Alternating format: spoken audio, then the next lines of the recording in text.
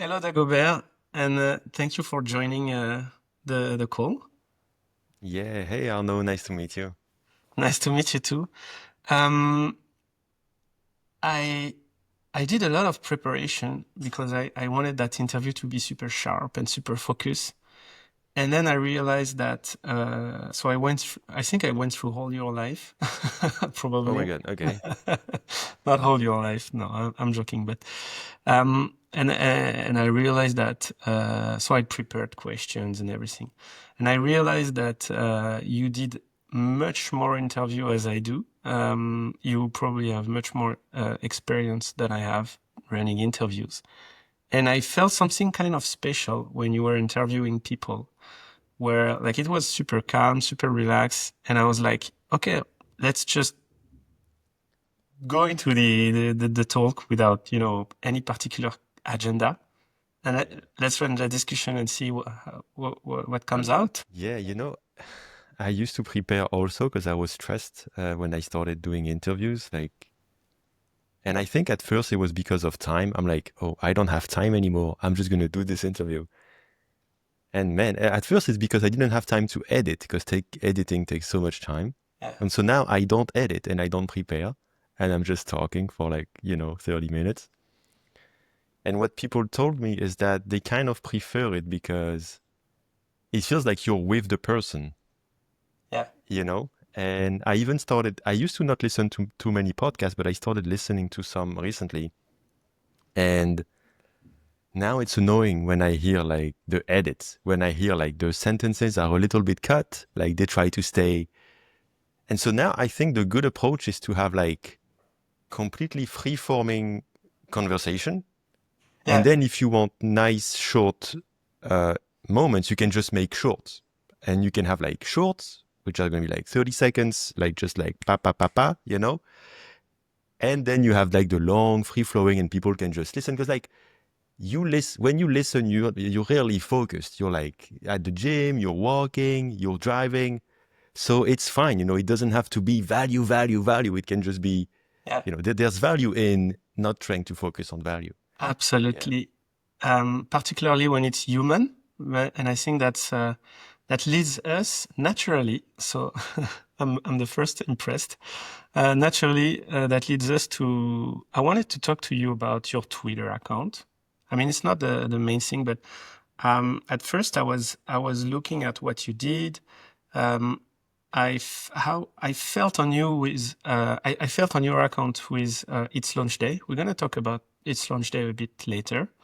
And then I realized the number of followers you had, and then I started reading your tweets, and I saw that it's so I'm a new guy to Twitter, to be honest. I'm Okay. subscribed on the platform on 2010, but I never really used it. I did my life without using the Twitter account. And then now that I'm creating a community with Nocturne and everything, I started to believe that I need to get closer to the audience. So I need to go back to the socials and stuff, but I don't have any code. And I fell on your Twitter and I was like, oh, wow, that's a huge number of followers. So I started reading your content, maybe to kind of understand what kind of content you were posting and stuff. And I felt you were super personal on your content, but in a natural way, not in a weird way. Like the main example is what you're doing. I mean, we need to talk about the costume, the suit, the wedding suit. Yeah, go ahead. Go ahead. Yeah. We need to talk about that because I Anything. I got married in 2017, and when I first saw that idea, I was like, that feels super weird. Like, inviting like the business to a super family and personal event. And then I realized like, so I was a bit not afraid, but I was looking at from Uncomfortable. yeah, a bit uncomfortable. And then I realized that it was kind of you made it kind of a joke, but it's a serious joke, but you also involve your fiance. So it feels pretty natural finally. And yeah, I don't know what was the Yeah. question. Yeah, no, it's just basically I'm completely broke almost right now. Like I have like 6,000 euros or something. Launch day is I'm proud of Launch Day because in 2 months it's breaking even. So it's like now I make like 3,000 a month from that, so I can stay at zero. But staying at zero and having just 6,000 euros left and no backup because I don't have like family backup or I don't have any of that. I don't have assets. It's like very hard. Like it's very hard. And but I still like, I fell in love with my fiance, 1 year ago. And we want to get married also because of visa, because she's not French. So it's annoying she cannot live here full time. So, it's also why we're getting married so quickly. But we also really want to get married. It's not like so. But then I started saying, well, I have almost no money. I'm trying to just grow my startup, which is already impossible. Like, it's like a huge challenge. Yeah. And now I need to pay for this wedding, but I just tweeted like, and I'm going to make it. And I was just like, my vibe, that was just like, because I learned to like motivate myself and I start trusting my instinct more, because I've been doing startups for 7 years and I had big burnout 2 years ago. But since coming back, like 1 year ago or so, I'm like, I have less fear. And so, I'm more like I can go to the edge and it's okay. So I was tweeting in that sense. And some guy said, very famous guy, Daniel Vassallo, oh, I'm going to give you 4,000 euros because I said the wedding costs 4,000, which is like the bare minimum I could make it. This cheapest wedding would be 4,000. Yeah. Only 20 guests and shit. And he like offered to give me a loan of this money. And I said yes, which was the first time accepting money from anyone in my life, like this. And then somebody said, oh, I can give you $500 if I can put the logo of my startup on your suit. That was a joke. That's funny.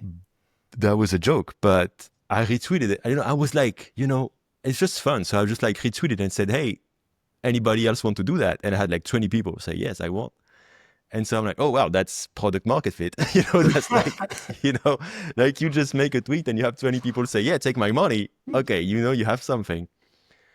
And then I started taking it seriously. Then I started like, and for me, it was like, okay, how can I make this cool? And thankfully, 2 years ago, so after my burnout, my previous startup, and we're going to talk about that later probably, but like after this burnout, then I took a job for like 8 months in a startup in Paris called Abyssal. Awesome guys, awesome team. And for this few months where I had a job and I had financial security finally for, after so long, I was just enjoying. And so I hired a stylist, a French, a guy who was helping me. I paid him like 3,000 or something. And he helped me figure out, like, not just like some guy who tells you, oh, you need to wear orange because it looks good. Like this guy is a designer. Like he used to have a startup. He made thousands of suits, amazing looking, really cool guy. And so when I had this, so now like 2 weeks ago, when there was this suit idea, like I sent him a message like, hey, can we do this? And he's like, yeah, fucking let's go. It sounds awesome. And so he started working on it and I worked on him with him for 1 week, to find how can we make something cool? And we can make something cool. Like that's beautiful.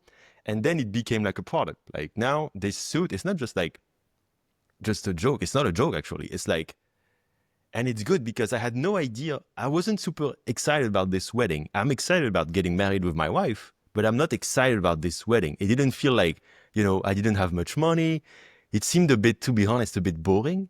And now that I could like, oh, I'm going to bring like my community, all these indie makers, and we're going to go into this wedding together. And it felt like, wow, this is so much more interesting. So yeah, that's the story. I feel that connection with your community, and I was about to say mental health because I read something where you said that your community was super inspiring when you had that burnout, and then you tried to, it gave you some hints of what to do next. That's the way I understood it when I read it. Is it correct? Like, what's the room for your community in your life? Oh, for me, it's huge. For me, it's like, I think that's not just me. That's I'm just more open about it, but a lot of, the indie making space, which is like a lot of us, we just live in not a big city around the world and we don't have anybody. Like you can have like, I live in Lille in France. I don't have anybody to talk about this with. I don't have friends about this. I have one very good friend. That's basically it. But I cannot really share that. I mean, I share this with him and he's happy but like he's not on this journey. Um, and so to me, it's like, wow, like I need it. Like, it's like, how do you meet people, who you can share this with? It's so hard because even if you're like in a big city, most like indie making is like a very niche thing.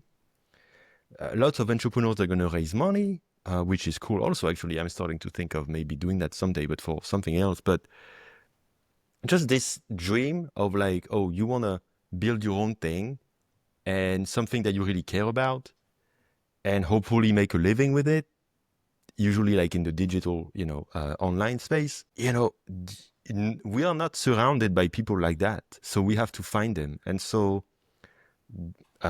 it used to be in indiehackers.com. That was this community like 5 years ago. Now it's kind of dead. Then it moved to Twitter. And now Twitter is also sadly kind of less, like 3 years ago, it was insane. But, now a lot of people run away because they don't like Elon's politics, which is understandable. Oh. And yeah, I need this in my life. I really do. Like, it's just, you need people to be able to share the journey with, the adventure with.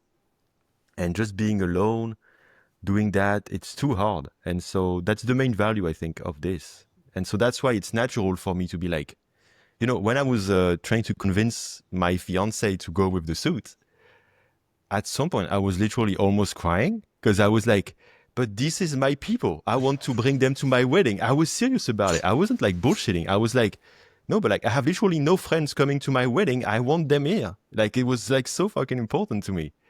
And then she got it, but yeah. So it's not a 20 people wedding. It's a 120,000 people wedding. Yeah, exactly. Yeah. And it's not, to show off or anything because I want to keep it low key. We're not going to do like some crazy live streaming. It's not about that. It's just about bringing them with me on this amazing, super expensive jacket that I'm going to have. Way too expensive, 3,000, I think, but whatever. It's going to, at least it will going to look awesome. And you're gonna keep it forever. yeah, or if somebody offers me money, I will sell it. But yeah, I'm super proud of wearing my wedding suit sometimes when I go to others' wedding because I don't have like many suits. I never dressed. Oh, I see. Yeah. And I'm not sure I can bring that to somebody else, but maybe we'll see. Yeah, that would be fun. So the value continues to provide values. Like in 10 years, if you go to other people's wedding with your wedding suit. Yeah, no, but I can wear it at like some special events because I think maybe launch day one day they could have some physical events, like because that's a big community thing mostly. So that would be cool. Yeah. Yeah, I'm a bit jealous, to be honest. Not for the suit, but for its launch day, for the community. I mean, not jealous in a bad way, but no, I get it. Yeah. I felt that we are on. I mean, my ambition personally is not super far from what you're doing, but in another way, because I come from a different environment. So I used to run startups, raise funds, have that relationship with like, my previous company, we hired probably around 100 people. We raised 20 million. It was like kind of a crazy roller coaster. Wow, cool. And now I'm getting closer to that, solo maker stuff that I always wanted to do, but I didn't really, weirdly, I didn't really have the opportunity because I was taken away by, all these other opportunity to raise fund and run big corpos. And now that's the thing behind Nocturne. And when so I think it was 2 weeks ago, you started a live event after the last launch day. I think it was 2 weeks ago, probably. Yeah, during the launch, because launch day is like a 48-hour thing. It's like 48 hours event where people launch their product and have special discount for just this very limited time. Because if you don't limit, people don't buy it. Yeah. Right? The limit helps people buy. We should. Then I just did a live on Twitter, with the people for like a few hours. Yeah. Before talking about the live, we should probably introduce what's its launch day, because I realize that we are talking about it, but we haven't introduced it yet. So I leave you introduce yourself. Yeah. So launch day started. The idea was in September last year, September 24, because I mean 2024, because we were fed up with Product Hunt. Product Hunt is actually, cool. It's like people should launch on Product Hunt because it's only upside. There's no reason to not launch on there. It's only positive things that can happen, mostly. But it was a bit tiring of seeing them talk about, um, you know, being there. I mean, who fucking goes on Product Hunt? Like, it's so boring now. Only for That's me. like the gist of it. 15 years ago it was cool. 10 years ago it was cool, but like, nobody goes there. Like, it's just a way to promote yourself, and it's cool, but like it's kind of like useless. And also they like have this big disc speech about they're here for indie makers, like they're helping indie makers. But when you dig, since they've been bought by VC, you can see they actually said, and then they denied it when I called them out. But like you can find press articles geared towards investors where they say, by investing in Product Hunt, you will also help your other companies because we're going to put them forward. So they're basically admitting to, it's not a fair game. It's just, yeah, you are in the same portfolio, we're going to put you forward. So as a user or as an indie maker, you're like fighting this system and you cannot win this. And it's like this hypocrisy and this bullshit was annoying to me. And so I made a big tweet about, fuck this, we're going to do a better Product Hunt. And I got huge traction. And I said, okay, I'm going to make it pay because I think that's a great way to avoid low quality products. And at the time, I just made like $29 or something. And I think I sold like 60 in 1 week of people who wanted to be a part of this. So that was really good validation. And then for 9 months, I didn't launch it for other reasons. Because I was still in my burnout, still at because I was already married and I was still in my divorce. I was, going through so much shit. But eventually I overcame all of this and I eventually launched it. And it became something else because I realized just doing same as Product Hunt was useless. And so I focused more on like what I knew about how do you sell a product. And me, what I know is what works is to show myself, to tell my story. Then people give a shit and then they check out my product and they buy it, And so the idea of Launch Day is like it's a product launch platform, but it's not every day. It's once or twice a month. And it's only for 48 hours when it happens. It's focused on the founders as much as on the products. So there's an interview of each founder that I do, which is now also became a podcast, Launch Day podcast, where you can hear these interviews, which are quite long, half an hour, 1 hour. So basically you can, with the amount of products I do, you basically have on average 1 interview per day you can listen to. And then you have the event where for 48 hours, people show, like basically there's going to be 15 products and they give a unique discounts and I negotiate crazy with them to push them to give the biggest discounts so that it's like an event that people want to check out. They have, fear of missing out, FOMO, and they hopefully buy it. And yeah, it's starting to work. We're starting to have, we had huge sales the last one, but it's not just sales, it's also community. And then I opened the Slack for the people who were in it, like kind of randomly. And it's already starting to be a thriving, like there's messages every day now and they support each other, they help each other. So it's like a very tight group of indie founders, indie or early, people who raise just a little bit, like basically not big VC. Like if you have big VC, you can be a sponsor, but it's not the same. And it's like a very tight community now, gathering around once or twice a month, a big launch event for people. So. Yeah, in my head, I pictured it as a Product Hunt would like engage with Humble Bundle, kind of.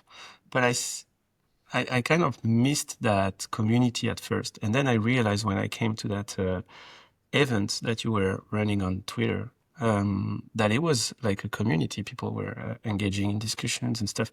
And when I said I was jealous is because I saw some Twitter, some posts about people saying, yeah, I made my launch on its launch day and then it worked. And again, not in a bad way, but I was like, okay, so it's proven that this is not a bullshit apps or products or stuff. It works actually. Like people are getting their first sales thanks to you.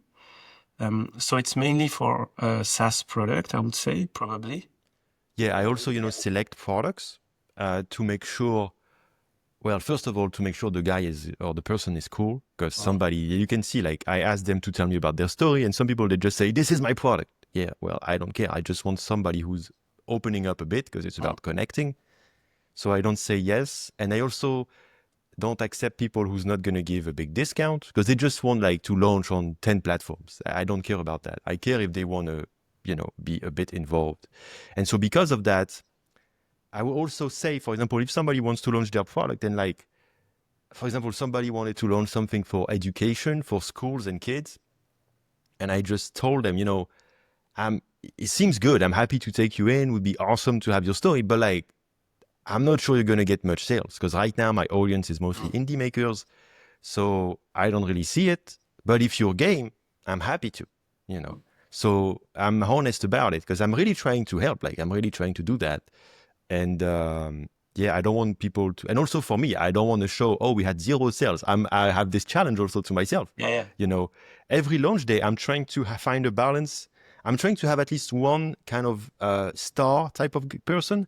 Like last time, it was Sergey, this guy who does Screen Charm, screen recording app. And I saw in him, he had the thing, he's good at social media. And I need one person like this per launch day, because the idea is I'm going to have one people who carries the others, and that's what happened. And then people who are way less comfortable, some people on the previous launch day, first time doing an interview, first time doing anything, he's getting carried by the more famous guy. And then me, I'm just trying to move the boat forward, but that's kind of like what I'm trying to do. I'm trying to create this community. And on Slack, it's funny, I create a channel for each launch day, and they help each other, and then they boost each other, and then, I don't know, like, it's really, I want to make something cool like this. Yeah. That's cool.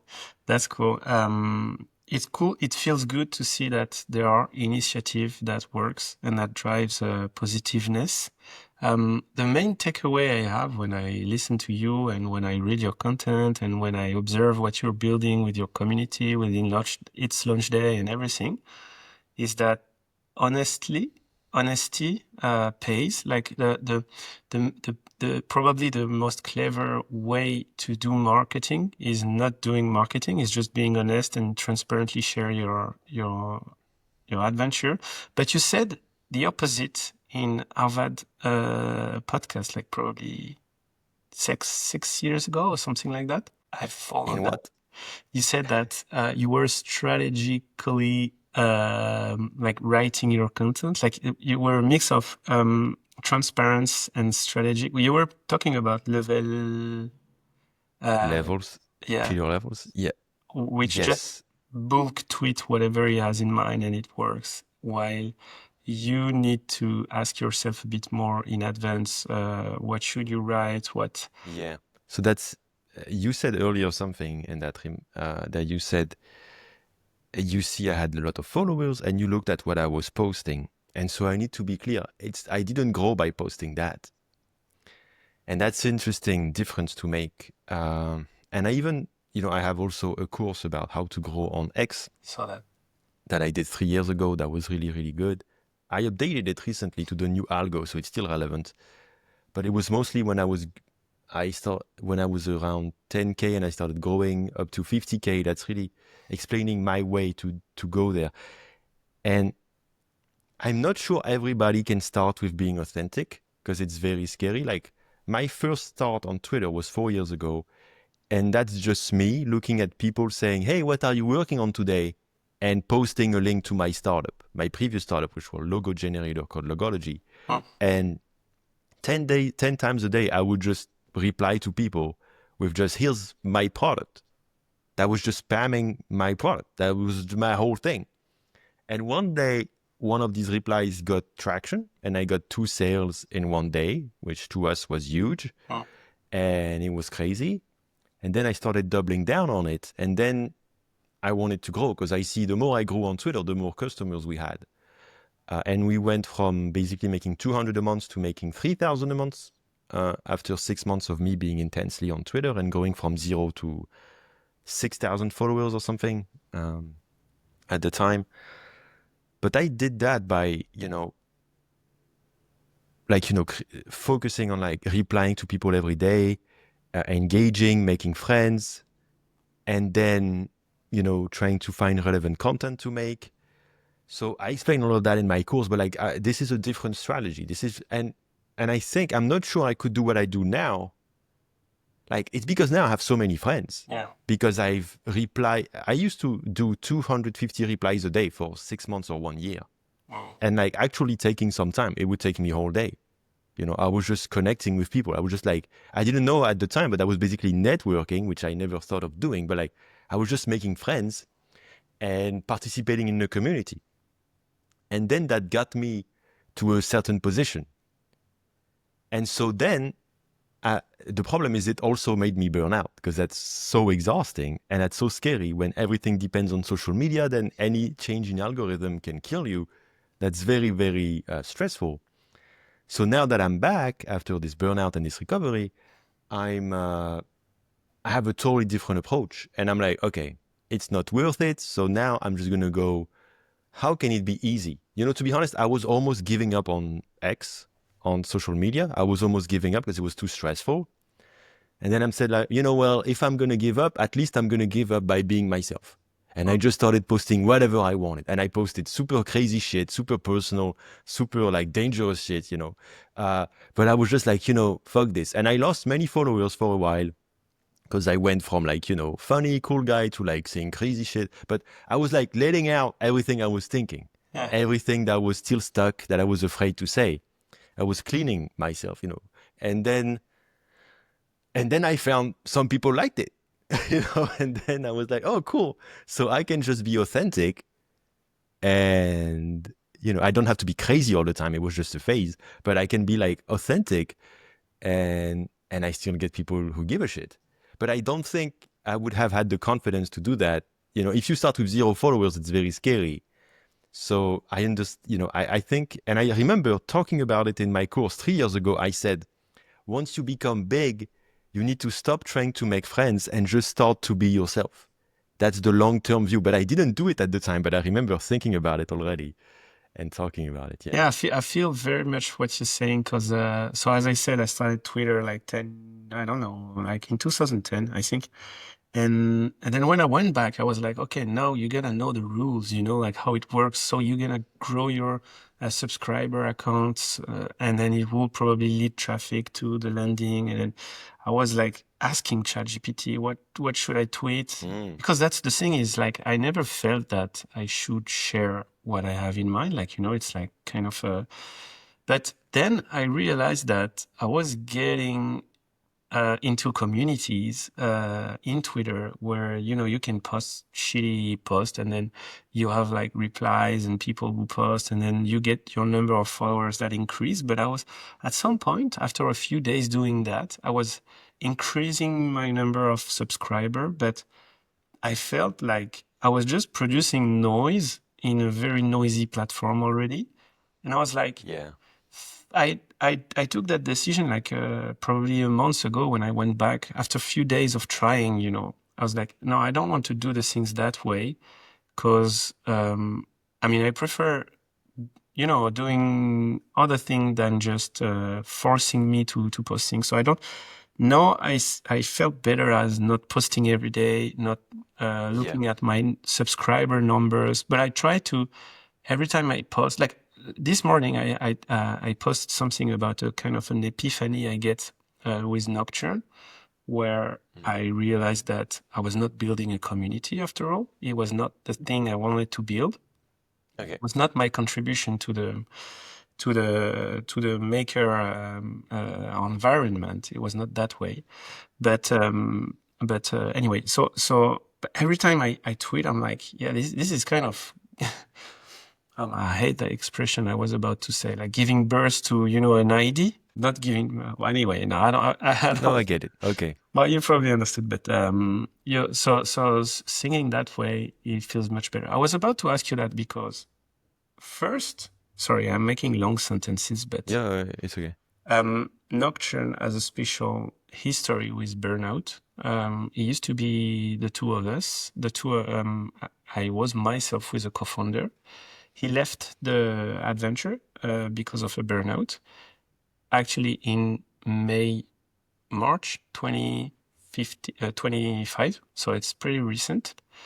And we had the chance to either close the company or I will take the lead and do something. And at that time, we were investing into indie games because we were really into that indie video games, you know.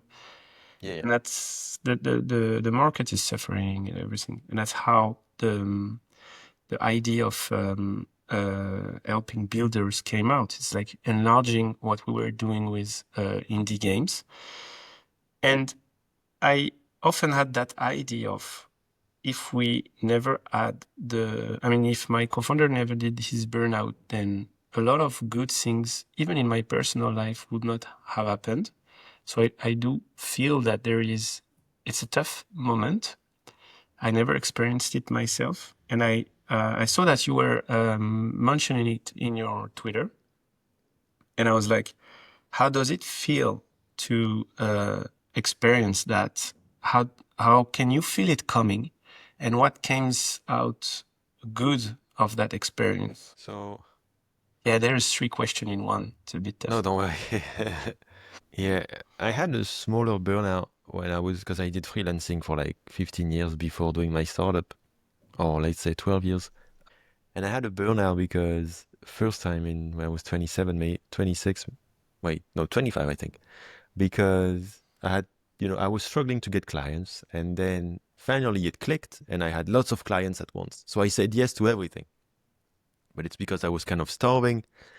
And then I started making money. And then as soon as I got some money, I lost so much motivation because I was like the motivation of like survival.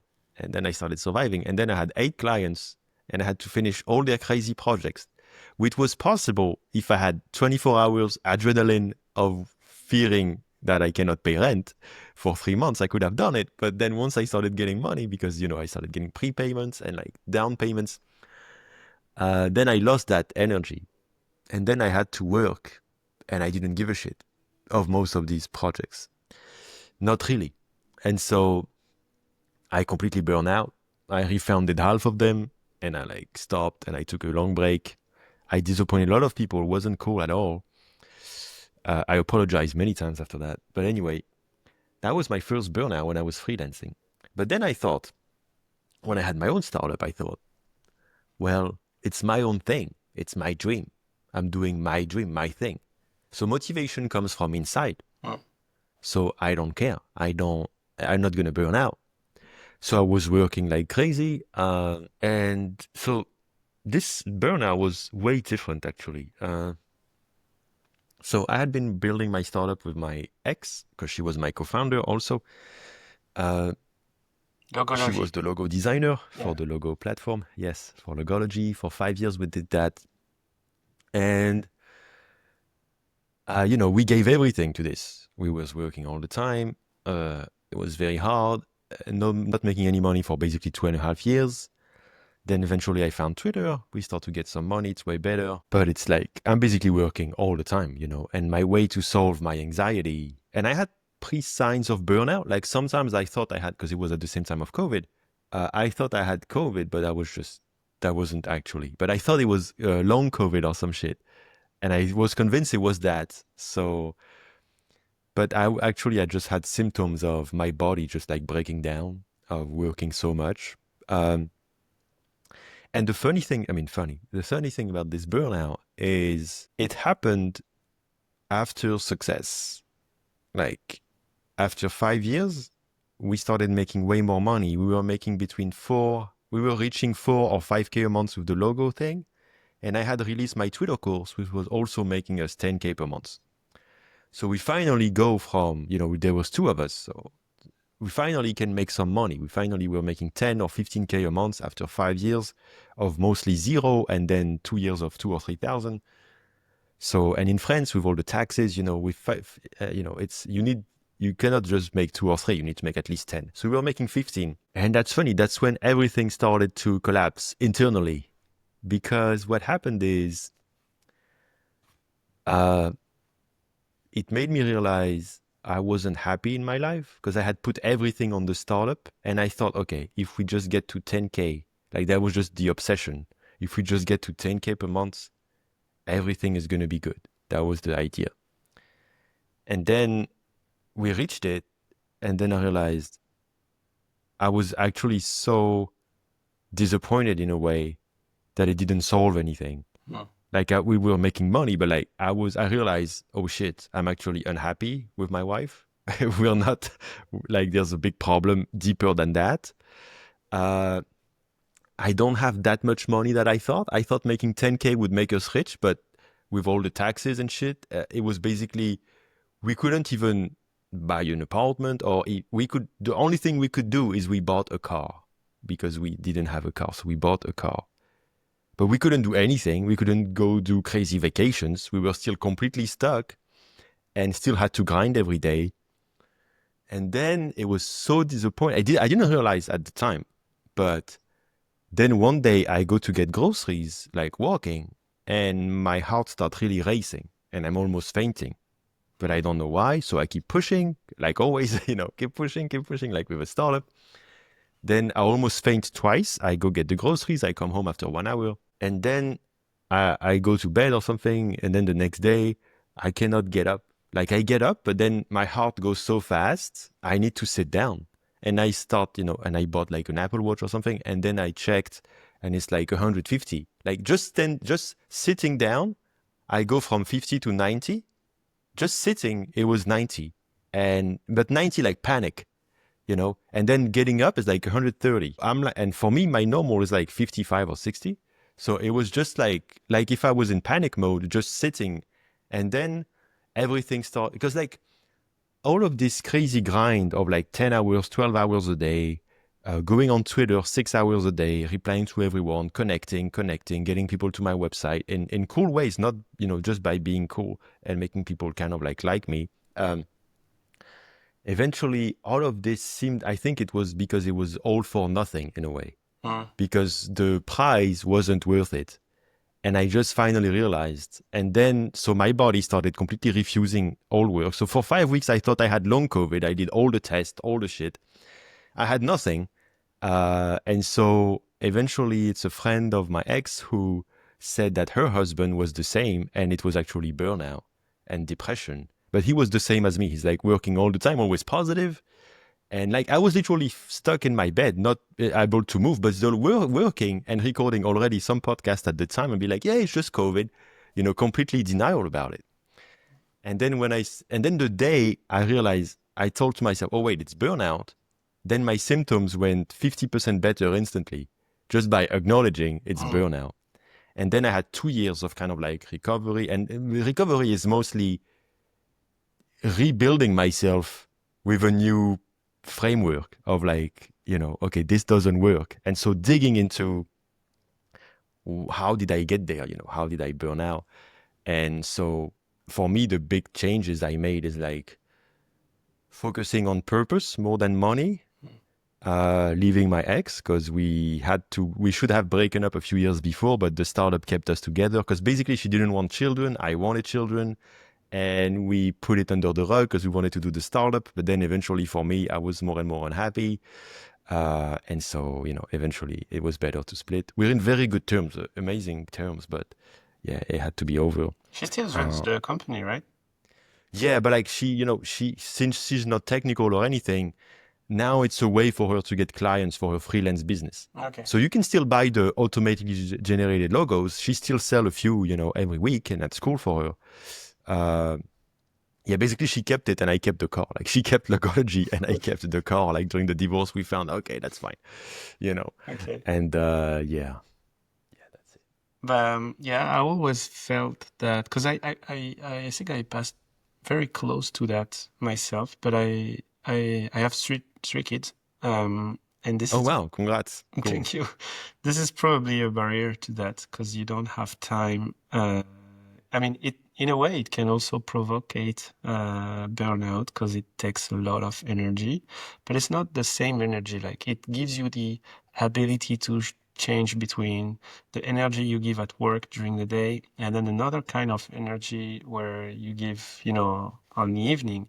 It also prevents you from being bored. Like, you don't have time like to be bored with kids.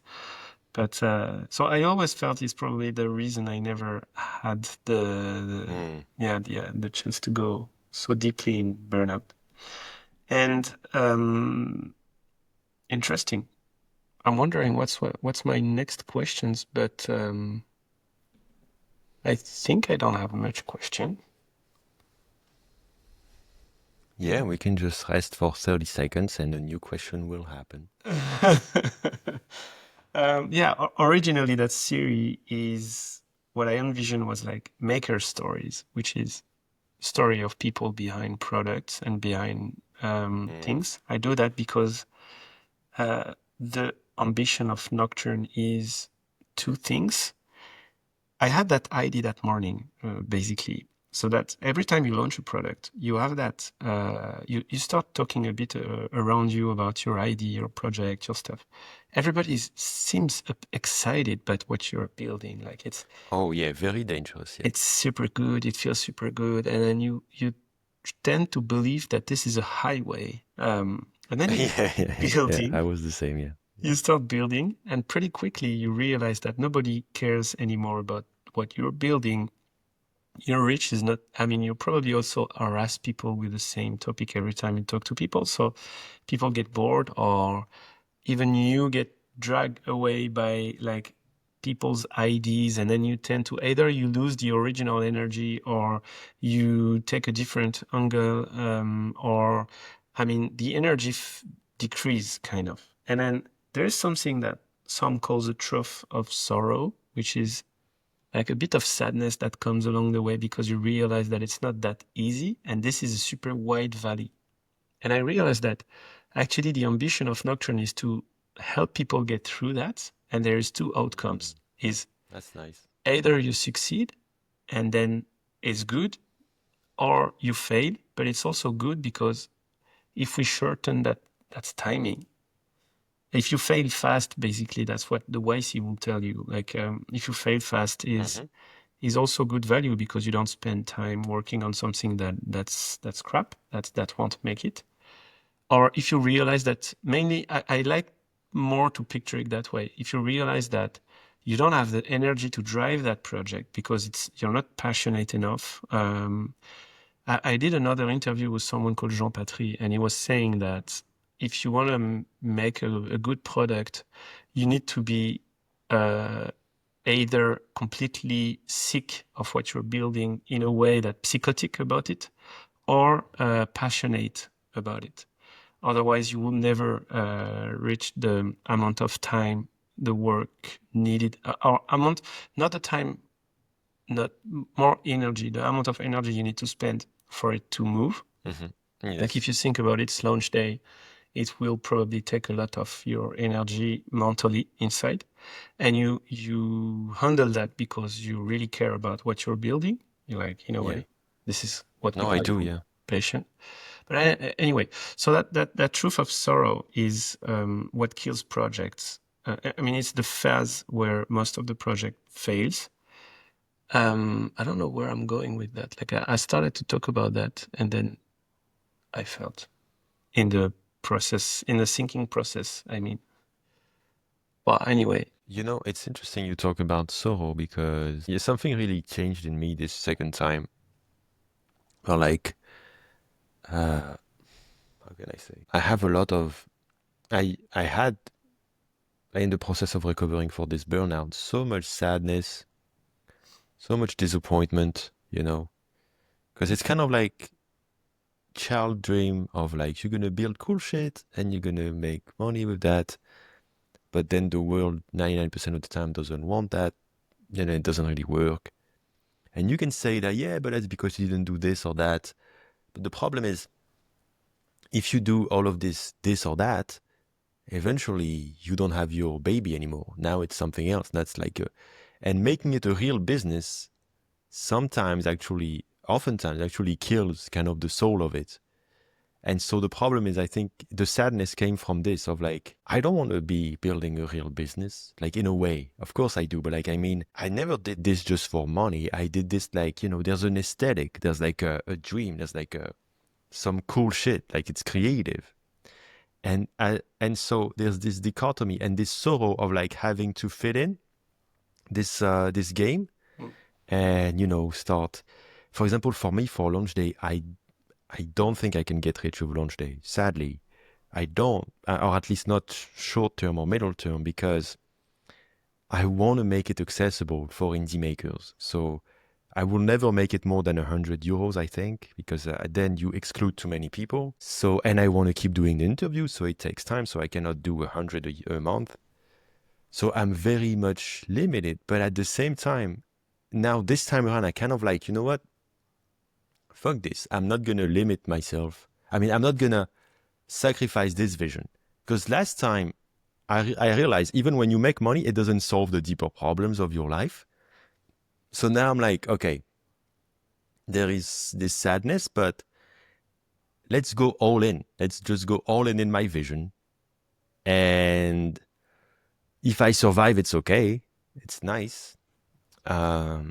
Now I'm looking for other ways to make money on the side because it's not sustainable, but it's more sustainable, at least emotionally, like this sorrow you were talking about. If I don't give up on the vision, on the mission, because so many people do that, which I understand, because it's so disappointing. Like, for example, even us as customers, like so many products we love, and then they sell or they start growing, and because of the growth, the products become shit because now it's trying to be something else. So many cool products that I had connections with that now are useless or that don't, and I think that's like the direction of so many businesses, that you become kind of like the enshittification of things, that we call. That's just like the nature of like wanting to always make more money. But like, with this burnout, I'm like, fuck this, fuck money, fuck money, and I'm saying that from a very difficult position, it's a big risk when I say this, I have my skin in the game, but it's somehow liberating. And then I found, and people are inspired by that. And then people are like, oh, I'm going to support your wedding. Like, what the fuck? I had no idea this was possible. And then this opens new ways of making money. But it's like kind of like tracing a new path. Like, it's like, you just don't know. You're not going to go for the easy way. You're just like following your vision.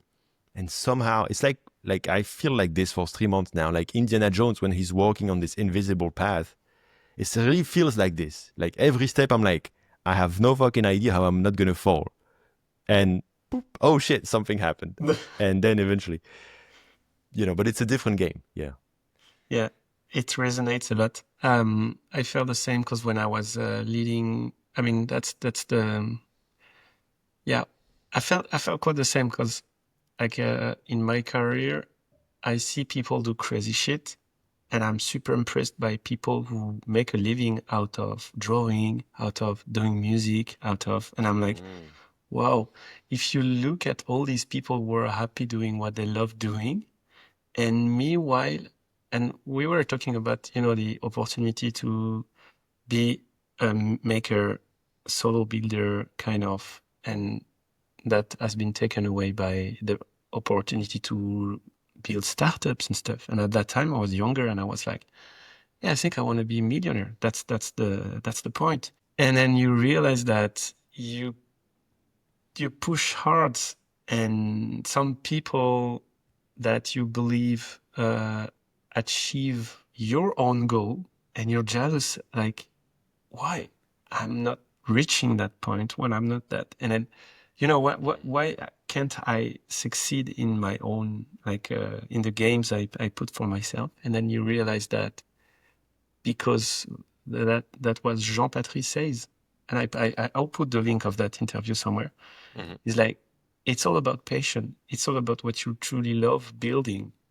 And the rest is outcomes of that. It's not the drive is not making money or having success or like, and it also, works well with your community, if we come back to the beginning of that discussion, is that I have the feeling that if you wanted to have that amount, that big community around, you will probably never get there because you would have lost what drive people around you, is that honesty, transparency, and real kind of values. And then that's the same for the suit. It's all works. Like, in my head, like logically it works. Like if it's for your suit, like if you wanted that just as a way to like trick people or get the cash out of people, it will never work. It will have never worked. And then that's where I understood when I read that, and I was like, oh, that's another weirdo online that is doing weird things.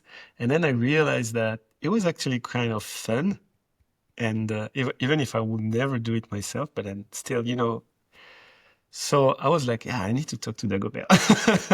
So, Yeah, I appreciate it, man. Yeah.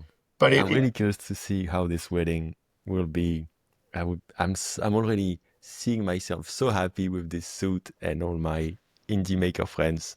You know, yesterday one of my best friend, like Dmitro Krazun, who does screenshot API for developers, he bought this spot, like one of the biggest spot. He bought it like 800 euros, and I felt like, dude, that's the best, man. That's awesome. And also, like, it's a funny way. It's a way to get tax-free, to get to put wedding presents as business expenses. So it's just like a joke I made, But yeah, it's it's so fun. Yeah. cool.